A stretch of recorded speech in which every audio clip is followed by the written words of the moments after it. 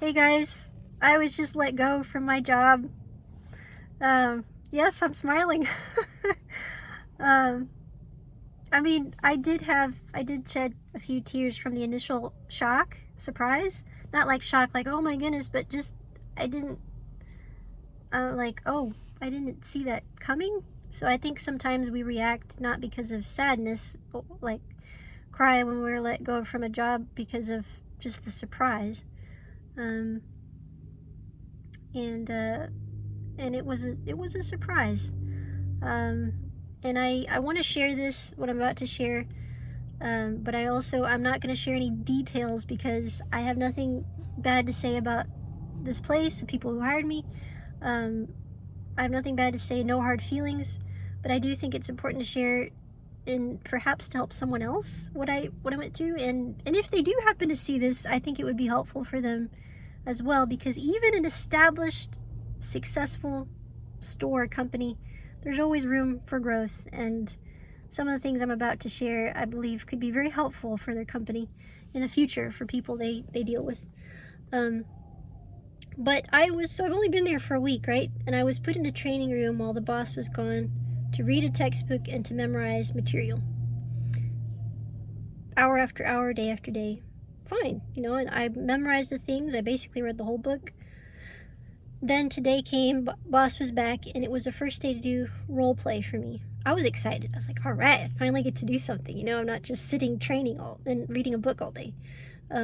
Which I was really liking what I was reading, but, no windows in that training room or anything. And anyway, so the first person I did role play with, I was asked to describe different, how do I say this without saying this?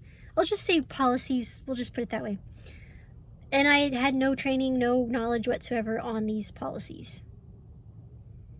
But in the role play, I was asked to do this. So I'm basically trying to make do with having nothing to work with, right?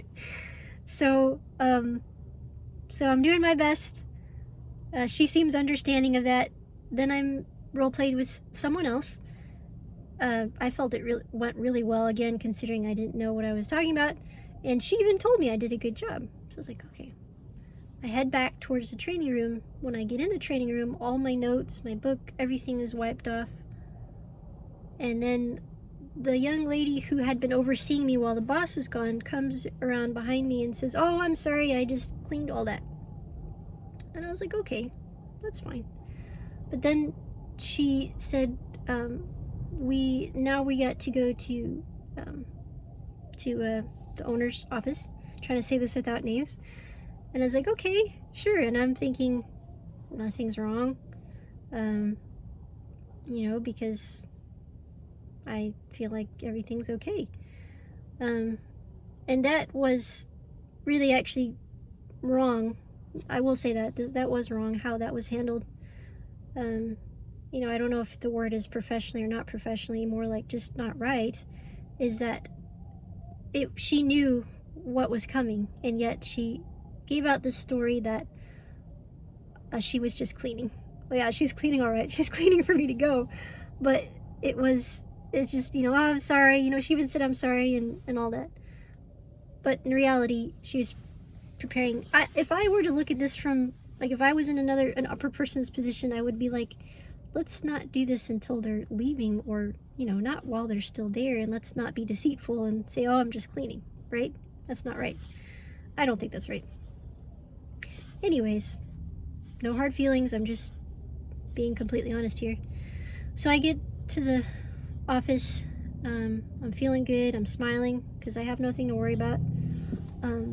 And then the boss said that I didn't do well in the role play, that, with the policies, and that they were going to let me go. I was under probation. They were going to let me go. So I'm like, oh, okay. So my first thought, and I quickly asked, was, I said, I haven't been trained in these policies. And her response was, these are she said something like life lessons, or not life lessons. I can't say it exactly how she said, but basically the idea was that all people should know this. And at that point I was like, she just wants to let me go, because the truth is, not everybody's in the same boat. Not everybody's going to know those policies.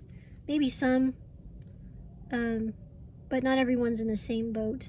And so I was like, okay, she just wants to let me go. Fine. Sometimes you almost wish people would just say, I just don't like you, in a way, you know, because you, like, there's someone who was a friend of mine. Well, she's always going to be a friend of mine, even though she doesn't talk to me anymore. But she just stopped talking to me and didn't tell me why. And I almost was like, I almost wish she would just get mad at something so I would know why. In this case, I'm like, okay, she just wants to let me go.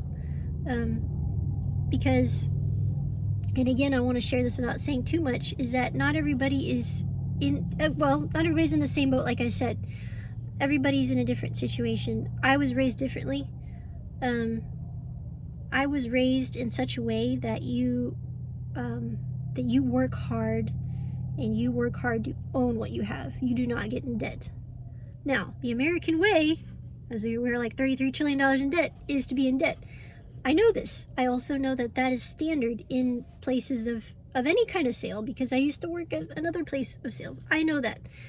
And I know a lot of people like that. So I'm okay to share that with people.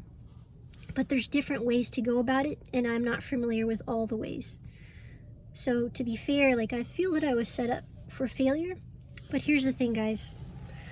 I noticed that no one there was happy early on, and I started to think maybe this really isn't the job for me.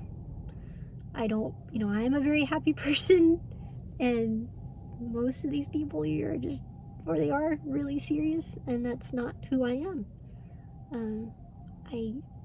I would think it would be awful to work somewhere your whole life surrounded by people who are not genuinely happy. So, blessing in disguise. Plus, I've been wanting to work more on my music and book, and I haven't, because I've been at this job. Thankful for this job, though. Thankful for what I learned and the friend I made. I made a friend, and I know there was a reason for it. I know that the light was shined there for that time. But I will say this too, that I did learn that after the training, I was going to have a schedule where I would be working on Saturdays. And what kept coming to me was, remember the Sabbath day to keep it holy. 6 days you shall labor and do all your work, and not on the Sabbath day. On the seventh day,